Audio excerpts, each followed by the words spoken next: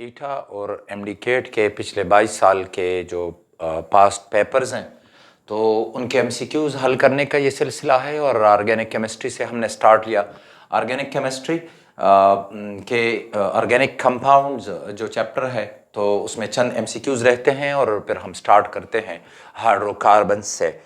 तो पहला क्वेश्चन है कि in reforming process open chain hydrocarbons are converted into. देखिए ये है रीफॉर्मिंग प्रोसेस, मतलब बॉन्ड टूटेंगे और दोबारा से बनेंगे। तो जब ओपन चेन हाइड्रोकार्बन्स हो या स्ट्रेट चेन हाइड्रोकार्बन्स तो वो ब्रांच चेन हाइड्रोकार्बन्स में कन्वर्ट होते हैं या फिर साइक्लिक हाइड्रोकार्बन में। फॉर एग्जांपल अगर हम ये एक छोटा सा रिएक्शन हम ले लेते हैं। फॉर एग्जांपल अगर आपके पास है ये है सादा तरीन मैं ले लेता हूँ। फॉर एग्जांपल ये आपके पास है एन ब्यूटेन CH3CH2 और फिर CH3। अगर इसे तोड़ दिया जाए और इसको आइसोब्यूटेन में कन्वर्ट कर दें तो ये जो प्रोसेस है ये रीफॉर्मिंग कहलाता है। एंड द सेम वे आप स्ट्रेट चेन को कन्वर्ट कर सकते हैं ब्रांच चेन में। तो ये होगा कि straight chain compound they are converted into polymer. Branch chain hydrocarbon सही है, रिंग ये भी सही है, और ब्रांच चेन और रिंग, तो ये आंसर जो है ये करेक्ट है। फिर कहता है कि knocking problem of fuel combustion can be avoided by. देखिए ये जो इंजन होते हैं तो सर हैरी रिकार्डो ने पहली मरतबा नॉकिंग को ऑब्जर्व किया, उन्होंने रिकॉर्ड किया। और ये एक ऐसा प्रोसेस है कि जिसमें जो फ्यूल है तो वो जो कंबस्शन सिलेंडर है तो उसमें ज़रा जल्दी पहले से ही उसकी बर्निंग जो है वो डिटोनेशन जो है वो स्टार्ट हो जाती है। तो जब नेक्स्ट बर्निंग होगी इंजेक्टर की वजह से तो ये दोनों फ्लेम टकराते हैं और उसकी वजह से साउंड पैदा होती है और उसको हम कहते हैं नॉकिंग। ये नॉर्मल इंजन में जब नॉकिंग पैदा होगी तो ये इस तरह की शार्प मेटालिक साउंड ये होगा, लाइक इस तरह, लाइक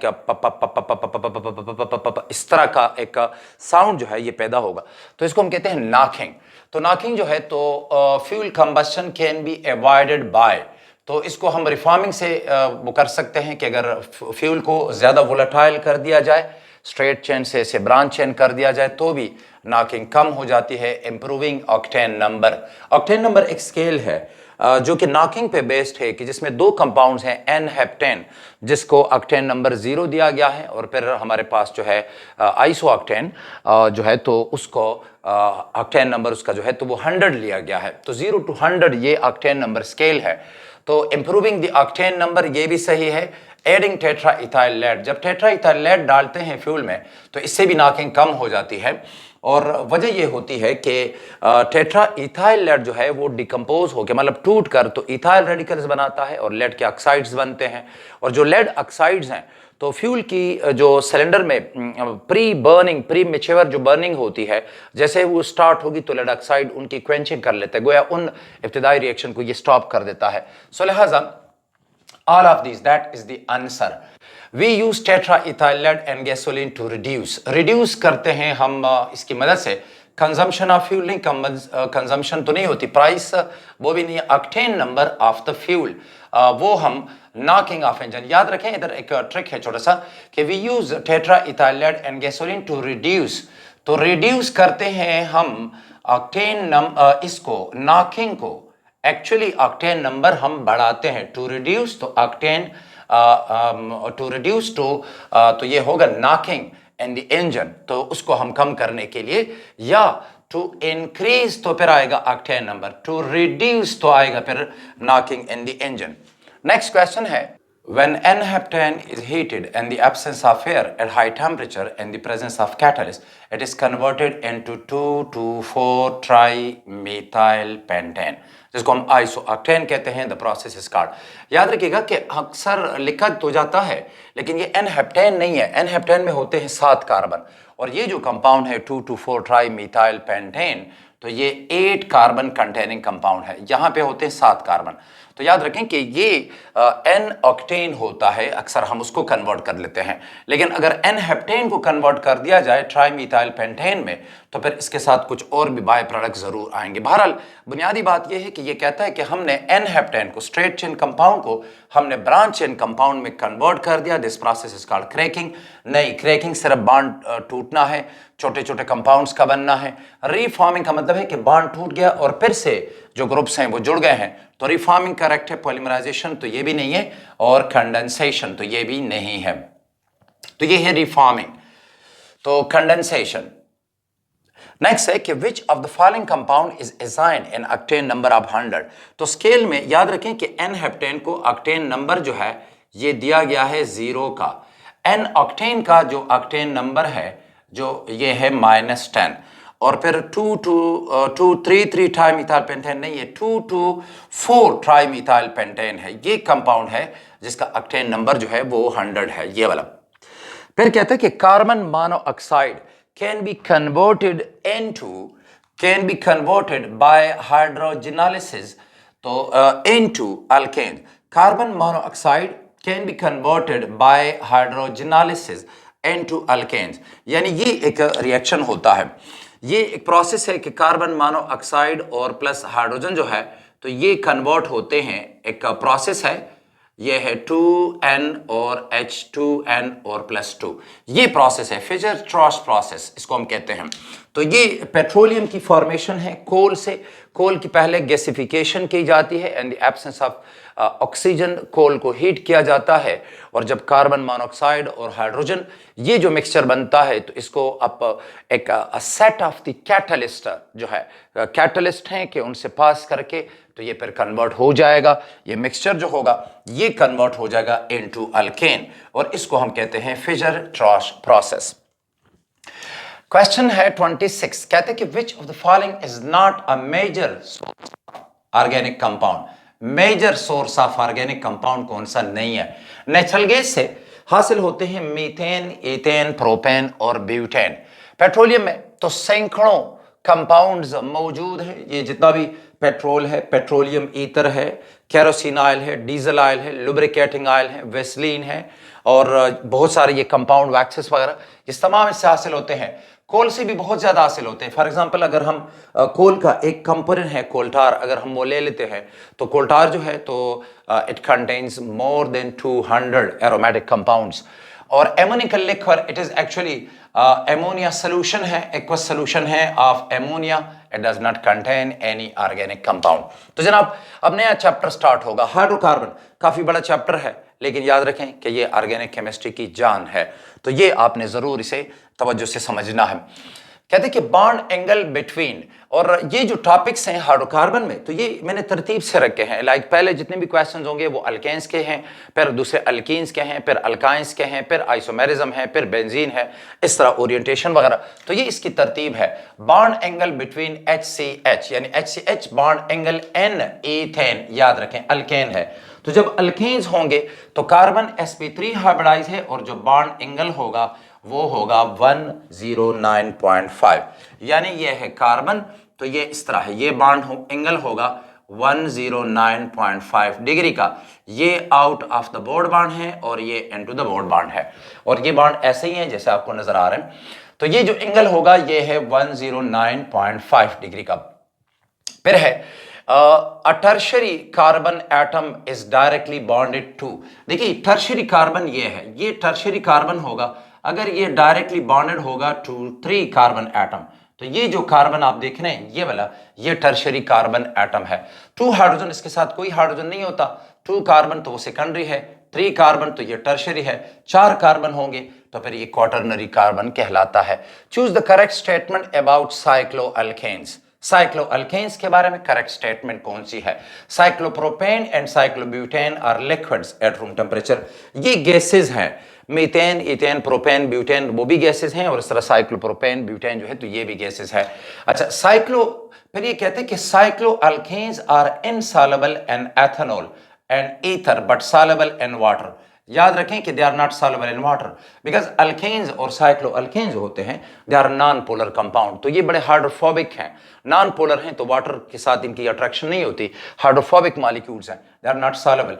वो कहते हैं करेक्ट स्टेटमेंट कौन सी है, तो their melting and boiling point show gradual increase with increase molecular mass. अब ये सही है यहां तक कि मेल्टिंग पॉइंट और बॉइलिंग पॉइंट बढ़ते हैं जब आप मॉलिक्यूलर साइज बढ़ाते जाएंगे, जब मॉलिक्यूल बड़े होंगे तो दो बड़े बड़े मॉलिक्यूल का कांटेक्ट एरिया भी ज्यादा होगा और इनमें अट्रैक्शन भी ज्यादा होगी। लिहाजा सॉलिड को मेल्ट करने के लिए और मॉल्टन सब्सटेंस को वेपराइज करने के लिए ज्यादा हीट एनर्जी आपको देनी पड़ेगी। Both B and C are correct, B is not correct while C is correct, तो सी ऑप्शन करेक्ट है। The least energetic and most stable both mean same thing, least energetic ज्यादा energy है और least energy ये more stable होगा। most stable compound among the following is cyclobutane, hex1ene ये alkyne है और साइक्लोप्रोपेन ये भी अल्केन है और ये प्रोपीन है। Alkenes are very reactive compounds, तो अल्कीन्स तो निकल गए, अब साइक्लोब्यूटेन और साइक्लोप्रोपेन है तो ये कहते हैं मोस्ट स्टेबल। तो साइक्लोप्रोपेन जो है तो इसमें ज्यादा एंगल स्ट्रेन होता है, ये एंगल 109 का आता है, लेकिन साइक्लोप्रोपेन में ये फिर 60 का हो जाता है साइक्लोप्रोपेन में, तो लिहाजा आपने जबरदस्ती इसको ट्विस्ट कर दिया तो बांड पेयर की रिपल्शन बढ़ जाती है, तो इन दोनों में फिर जो मोस्ट स्टेबल है वो साइक्लोब्यूटेन है। कहते हैं what is the IUPAC name of the following compound, तो आयोपिक नेम, अब यहां पे ये अल्कीन है तो रूल्स आयोपिक सिस्टम के अभी से याद रख लें, समझ लें कि जब भी आप आयोपिक नेम दे किसी कंपाउंड को तो इसके लिए दो बुनियादी बातें होती हैं कि आप चेन की सिलेक्शन सही कर लें और फिर चेन की नंबरिंग सही कर लें। चेन की सिलेक्शन के लिए पहला रूल है कि आप उस चेन को सेलेक्ट करें जिसमें प्रायोरिटी वाला फंक्शनल ग्रुप आता है, ठीक है जी। तो हमने ये देख लिया, अब ये दो चेन्स हैं, ये भी आ गया है और ये भी आ गया है, तो चेन की हमने सिलेक्शन कर दी, देखें ये हमने फंक्शनल ग्रुप को सिलेक्ट कर दिया। दूसरा फिर रूल ये है कि फंक्शनल ग्रुप हो लेकिन फिर उस चेन को सिलेक्ट कर लें कि जिसमें कार्बन के एटमों की तादाद ज्यादा हो। यहां तक आप आ जाते हैं तो कार्बन तो यहां तक बराबर है, एक चेन में दूसरे चेन में। अच्छा, अब अगर उधर जाएं तो एक कार्बन, इधर जाएंगे तो एक कार्बन, तो आपकी मर्जी है आप जिधर जाना चाहें जाएं। चेन की सिलेक्शन और फिर इसके बाद होती है चेन की नंबरिंग। चेन की नंबरिंग के लिए रूल जो है, पहला रूल यह है कि आप नंबरिंग दोनों साइड पे उंगलियां रखें और उस साइड से नंबरिंग कर लें जिधर से फंक्शनल ग्रुप करीब आता हो। अगर फंक्शनल ग्रुप दोनों साइड से सेम नंबर्स पे आ रहे हैं तो फिर उस साइड से नंबरिंग कर लें जिधर से सब्सटीट्यूएंट करीब आता हो, और फिर अगर सब्सटीट्यूएंट भी सेम नंबर पे आ रहे हैं तो फिर आप अल्फाबेटिकली जो सब्सटीट्यूएंट पहले आता हो उधर साइड से आप नंबरिंग कर लें। ये बार बार आते जाएंगे। तो देखिए 1 पे कोई फंक्शनल ग्रुप नहीं है, 2 पे नहीं है, इधर है, तो नंबरिंग यहां से होगी। ये है 1 2 3 4, ये है 5 कार्बन और ये है 6। कंपाउंड है हेक्सेन, हेक्सेन में 2 पे डबल बॉन्ड है सेकंड कार्बन पे, सो कंपाउंड है हेक्स2ईन यानी हेक्सेन और फिर हेक्स2ईन, और इसमें 5 पे मिथाइल है, तो 5 पे मिथाइल है और 2 हेक्सेन या हेक्स2ईन, दोनों सही है। दोनों आयोपिक सिस्टम ने अलाव रखे हैं, हेक्स2ईन यानी 5 मिथाइल हेक्स2ईन या 5 मिथाइल 2 हेक्सेन, वो आपने पहले आप ले आए हैं। अच्छा, तो 6 है कि cyclic alkanes with greater angle strain are always, जब साइक्लिक अल्केन हो और इनमें एंगल स्ट्रेन बढ़ जाता है, फॉर एग्जांपल ये हमारे पास है एक साइक्लोप्रोपेन है और ये है साइक्लोब्यूटेन। साइक्लोब्यूटेन में एंगल स्ट्रेन कम है साइक्लोप्रोपेन के मुकाबले में, बिकॉज यहाँ पे एंगल जो है ये 90 का है, यहाँ पे ये एंगल 60 का है, तो साइक्लोप्रोपेन में एंगल स्ट्रेन ज्यादा है। कहते हैं कि cyclic alkane with greater angle strain they are always more stable, no, जब greater angle strain होगा so ये angle rupture कर जाएगा, so they are less energetic, no, they are actually more energetic, more reactive और obey general formula of alkane, तो ये भी गलत है, because alkanes का जो फार्मूला है वो होता है CnH2n+2 और साइक्लोअल्केन का फिर है CnH2n, 2 हाइड्रोजन आपने हटा दी बिकॉज आप साइकिल बना रहे हैं, तो ये होगा they are more reactive, greater angle strain तो मोर रिएक्टिव। सो जो साइक्लोप्रोपेन है वो मोर रिएक्टिव होगा, साइक्लोब्यूटेन लेस रिएक्टिव है और साइक्लोपेंटेन पर उससे भी कम रिएक्टिव है।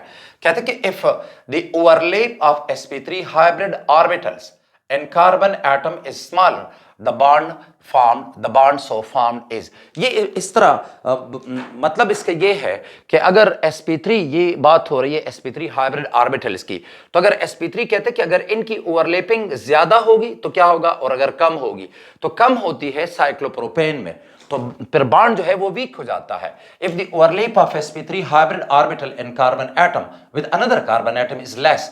वर्डिंग में अक्सर नहीं चेंज करता, मैं उसी तरह रहने देता हूं ताकि आपको जरा आदत पड़ जाए कि ज्यादा अच्छी वर्डिंग नहीं होती इन क्वेश्चंस की। तो कहते हैं कि carbon atom smaller the bond form is weak. Strong नहीं होगा, स्ट्रांग तो तब होगा जब इनफ ओवरलैप होगी, जब बहुत ज्यादा एरिया जो होगा वो शेयर होगा। अच्छा, तो लेस एनर्जेटिक नहीं, तो वो मोर एनर्जेटिक होगा बिकॉज वीक है, और मोर स्टेबल नहीं, लीस्ट स्टेबल होगा। फिर ये नेक्स्ट एक क्वेश्चन है, कहते कि अगर ये कंपाउंड हो, ये वाला आप देख लें, ये कंपाउंड है, मैग्नीशियम है यहां पर, ये याद रखें कि ये अल्काइल हैलाइड है, मैग्नीशियम और ईथर की मौजूदगी में जब ये रिएक्शन होगा तो ये बनेगा X जो होगा, this is actually Grignard reagent. Grignard reagent का वाटर के साथ रिएक्शन, तो जरा देख लें कि अगर मैं ये ले लेता हूं सादा तरीन ग्रिग्नर्ड रिएजेंट मिथाइल मैग्नीशियम आयोडाइड, और ये है HOH, तो क्या होगा, देखिएगा आसान सी बात है, आप पॉजिटिव नेगेटिव मिला दिया करें, ये नेगेटिव है ये पॉजिटिव है, तो इस तरह होगा कि ये मिथाइल ग्रुप यहां पे होगा, अटैच होगा, हाइड्रोजन से वो इलेक्ट्रॉन लॉस हो जाते हैं, तो हमारे पास जो प्रोडक्ट बनता है वो आता है अल्केन। तो ग्रिग्नर्ड रिएजेंट की जब हाइड्रोलिसिस होगी तो यू विल गेट अल्केन। कहते हैं कि and the above reaction compound Y will be, so that is alkane. Alkyne नहीं है, अल्कोहल नहीं है, अल्काइल हैलाइड नहीं है। नेक्स्ट क्वेश्चन, कहते हैं कि what are the required conditions for the following reaction. इस रिएक्शन में आप देख रहे हैं कि मीथेन जो है उसका क्लोरीन के साथ रिएक्शन है, methyl chloride, methylene chloride, chloroform और carbon tetrachloride along with HCl, ये बन रहा है। फिर कहते हैं कि इसके लिए what are the required conditions. हम ये जानते हैं कि अगर मीथेन और क्लोरीन का मिक्सचर ले लिया जाए तो लो टेम्परेचर पर नहीं रिएक्शन करता, आपने हीट करना है, ये कैटलिस्ट नहीं है इसके लिए।